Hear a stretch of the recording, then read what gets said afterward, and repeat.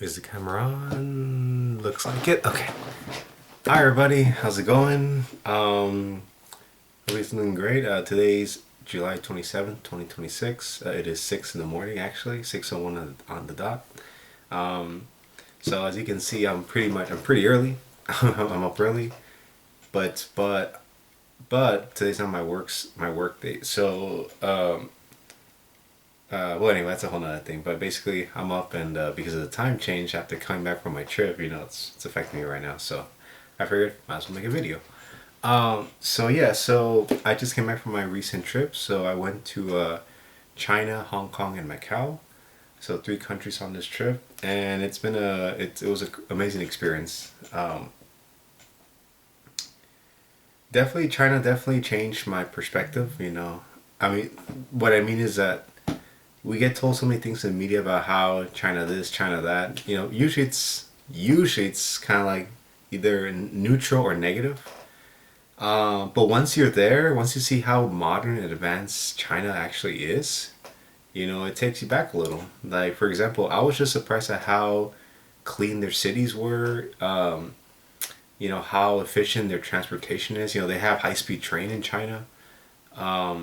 Everything was based so easy to navigate. I mean, they don't use cash anymore. Actually, they use an app called Alipay, which is like their digital way to pay for things.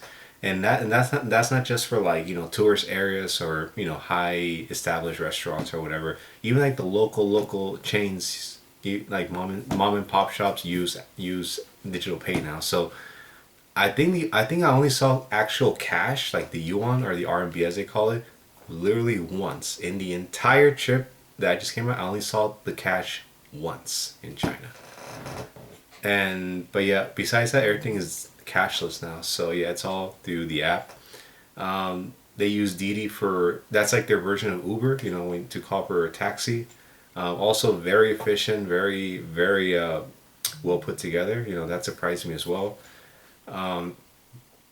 They use a map, which is like their version of Google/Apple Maps to get around because Google and Apple it's not really reliable in China because they have a lot of things there that are not really mapped out correctly. So a map kind of takes control of that, and so they help you with that as well, and then just some other things. But yeah, we went to many cities in China. Well, I want to say that for a separate video, but I just want to give you a general overview.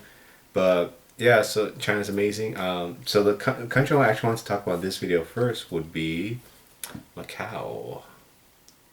So Macau, how do I say this? Macau is a special administrative region of China.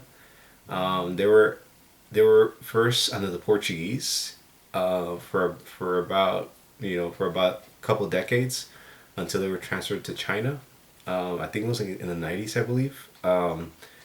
And ever since then, they've been administering, their local policies, but still under, Chinese guidance.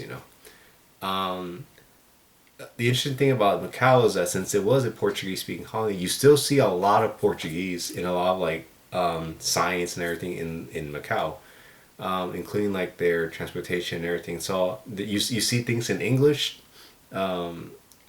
Cantonese, well Mandarin in the Chinese letter, but they speak Cantonese, and in Portuguese. And their currency is called the Macaunese Patacas, I believe. So it's pretty cool. And it's also very interesting to note that, well, I'll talk about this in the Hong Kong video, but their currency here, which is the Pataka, you can actually conversely use it with the Hong Kong dollar and the Chinese yuan. So they all have about the same exchange rate, which I found that pretty interesting actually. But anyway, so yeah, so Macau, they have some good sites. They have like the old town, where they have like St. Paul's ruins, the churches, which is usually what you see when you go on a trip to Macau. They have a lot. Again, they have a lot of shops, a lot of little areas to eat.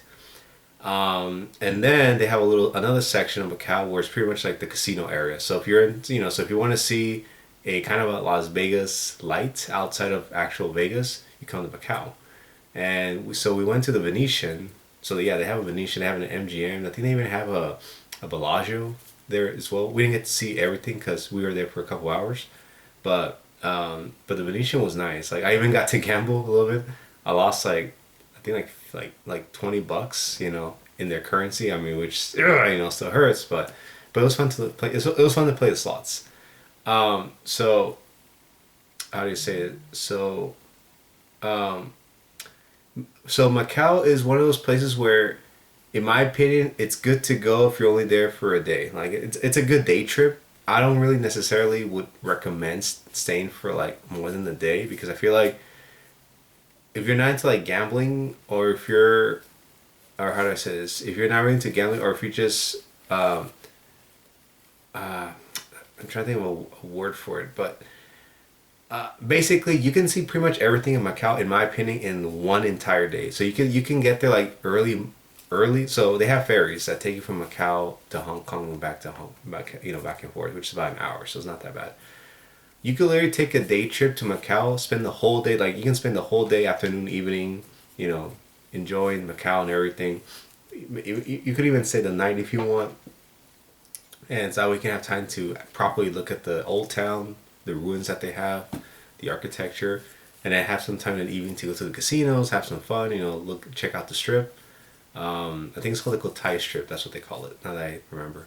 But yeah, after one day, I feel like that's pretty much what you need. Then you can just leave the next day back to Hong Kong. Because Hong Kong, there's more things to do over there. But anyway, this is just for Macau, the video about Macau. But yeah, I would recommend Macau at least for a day trip. Things, they have some really cool stuff too. They also have the pastel de nata, which is very popular in Portugal. So they have it here in Macau. And yeah, pretty interesting place, Macau. So hope you guys like this video. I'm gonna make 2 more videos which will talk about Hong Kong and China. So stay tuned for that. Thank you.